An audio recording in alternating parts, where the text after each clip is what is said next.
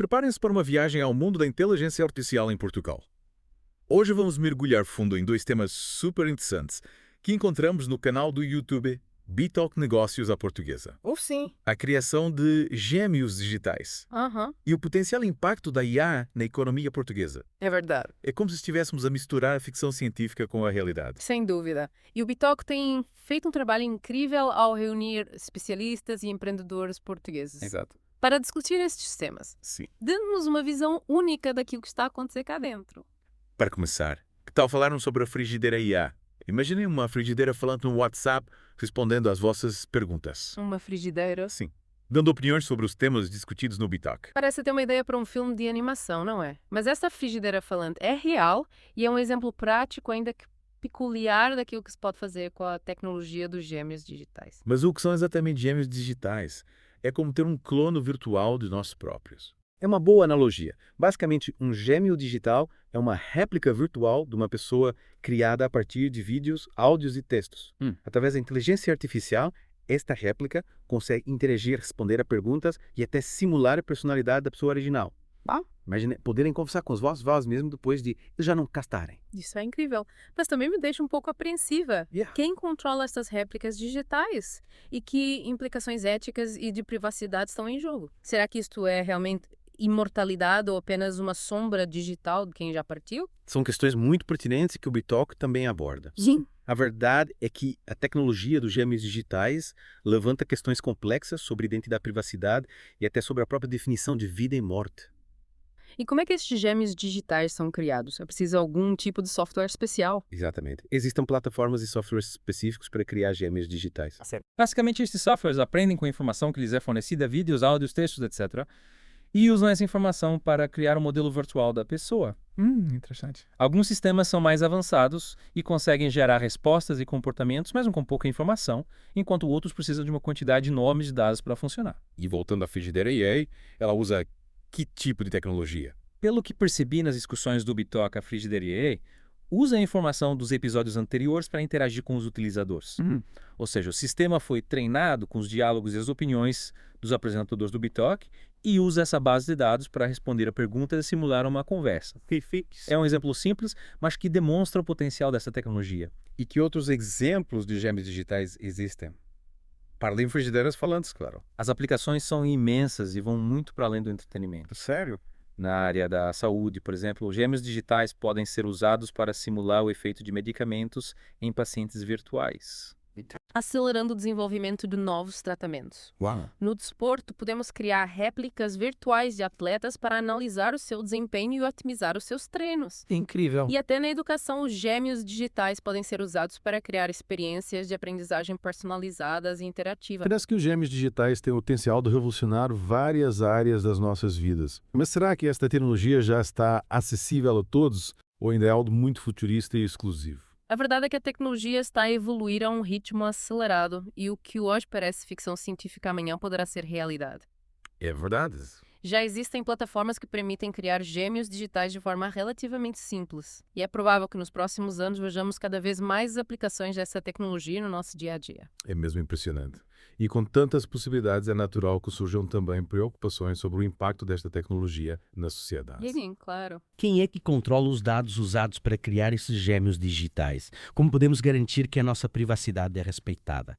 E que consequências éticas e sociais podemos esperar da massificação desta tecnologia? São questões fundamentais e que exigem uma reflexão profunda. Sem dúvida. A tecnologia dos gêmeos digitais, tal como qualquer outra inovação tecnológica disruptiva, traz consigo um conjunto de desafios e responsabilidades. É verdade. É preciso garantir que a sua utilização é feita de forma ética e transparente, protegendo os direitos e a privacidade dos indivíduos. É crucial que a sociedade participe neste debate para que possamos moldar o futuro desta tecnologia de forma consciente e responsável. Exatamente. A inteligência artificial está a mudar o mundo a uma velocidade incrível e cabe-nos a nós garantir que essa mudança é positiva e beneficia toda a humanidade. E já que falamos em mudar o mundo, que tal explorarmos agora o impacto da IA na economia portuguesa? Boa.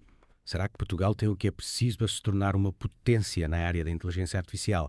Será que Lisboa vai ser o próximo Silicon Valley? Vamos descobrir, mas antes de mergulharmos nesse tema, acho que seria interessante analisarmos algumas das opiniões que os especialistas do Bitalk partilharam sobre o futuro da IA em Portugal. O que te parece? Parece-me ótimo. Afinal, quem melhor do que os especialistas para nos dar uma visão mais aprofundada deste tema tão complexo? Então, pegando nas discussões do Bitoque, o que achei interessante foi que, apesar de haver diferentes perspectivas, há um consenso de que Portugal tem potencial para se destacar na área da IAS. Uns são mais otimistas, vendo-nos como um futuro líder a atrair talento e investimento. Outros são mais cautelosos, destacando os desafios de competir com gigantes como os EUA e a China. É verdade. E essa diferença de opiniões é natural porque estamos a falar de uma área em constante evolução e com impacto enorme em diversas áreas. Mas o que me parece claro é que Portugal tem algumas vantagens que podem ser exploradas. Exatamente. Por exemplo, o facto de termos uma comunidade científica e tecnológica vibrante com universidades e centros de investigação de excelência é, sem dúvida, um ponto a favor. E não nos podemos esquecer do talento português na área da engenharia e da informática, que é reconhecido internacionalmente. E também temos um ambiente favorável à inovação, com cada vez mais startups e empresas a apostarem em soluções de IA. Mas como os especialistas do Bitalk também refiram a desafios ao ultrapassar. Sim, e um dos principais desafios é a questão dos recursos.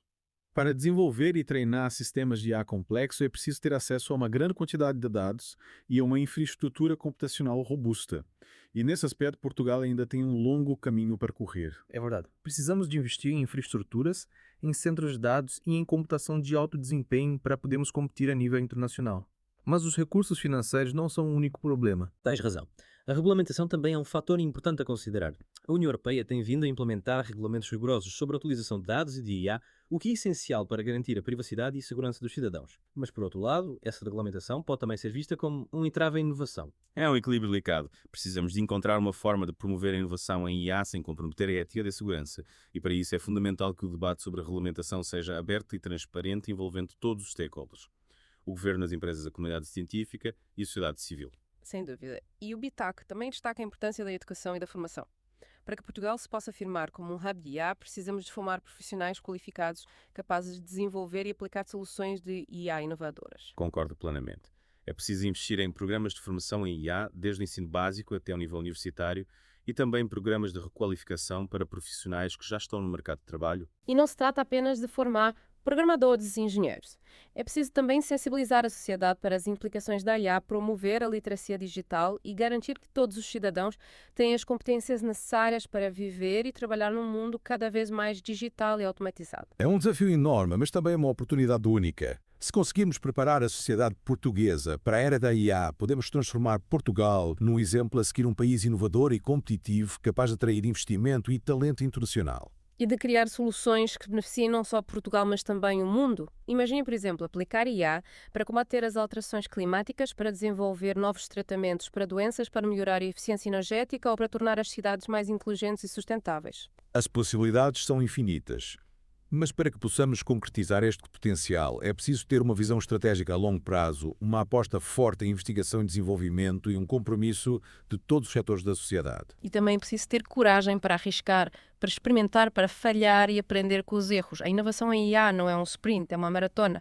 E como em qualquer maratona, a chave para o sucesso é a persistência, a dedicação e a crença de que somos capazes de alcançar grandes coisas. E falando em alcançar grandes coisas, que tal explorarmos agora alguns exemplos concretos de como a IA está a ser aplicada em Portugal? Há projetos incríveis a acontecer em áreas como a saúde, a energia, a agricultura ou a indústria. Vamos a isso. Acho que vai ser fascinante descobrir como a IA está a transformar o nosso país e como os portugueses estão a contribuir para o avanço desta tecnologia a nível global. É impressionante ver como a IA já está presente em tantas áreas da nossa vida. Num Bitalk eles falam sobre como a IA está a ser usada para diagnosticar doenças mais cedo, para otimizar a produção de energia solar, até para ajudar os agricultores a gerir as suas culturas de forma mais eficiente. Sim, é verdade. E o que eu achei particularmente interessante foi a conversa sobre o papel da IA na indústria. Imaginem fábricas onde robôs e humanos trabalham lado a lado com a IA a otimizar os processos produtivos e a garantir a segurança dos trabalhadores. Parece ficção científica, mas é a realidade de muitas empresas portuguesas que já estão a adotar a IA. E essa mudança não se limita à indústria.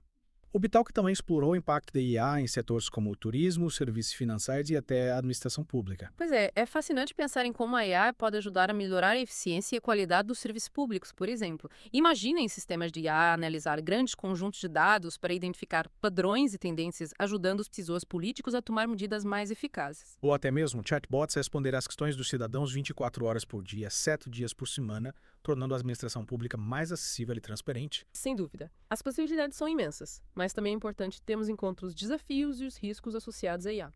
No BitTalk, os especialistas falaram bastante sobre a necessidade de garantir a ética e a transparência na utilização da IA, de proteger a privacidade dos dados e de evitar a discriminação algorítmica. É verdade. A IA é uma ferramenta poderosa, mas como qualquer ferramenta pode ser usada para o bem ou para o mal. É fundamental que a sociedade esteja consciente dos riscos e que participe ativamente no debate sobre o futuro da IA. Exatamente. E que tipo de futuro queremos construir com a ajuda da IA? Queremos um futuro onde a IA seja usada para criar mais emprego, para promover o desenvolvimento sustentável e para melhorar a qualidade de vida de todos. Ou queremos um futuro onde a IA seja usada para aumentar a desigualdade, para controlar as pessoas e para concentrar o poder nas mãos de uns poucos? A resposta a essa pergunta depende de nós. É preciso que os cidadãos, os governantes, as empresas e a comunidade científica trabalhem em conjunto para garantir que a IA é usada para o bem comum. E que Portugal possa ser um exemplo a seguir. Um país que usa IA de forma responsável e inovadora para criar um futuro mais justo, mais sustentável e mais próspero para todos. Concordo plenamente.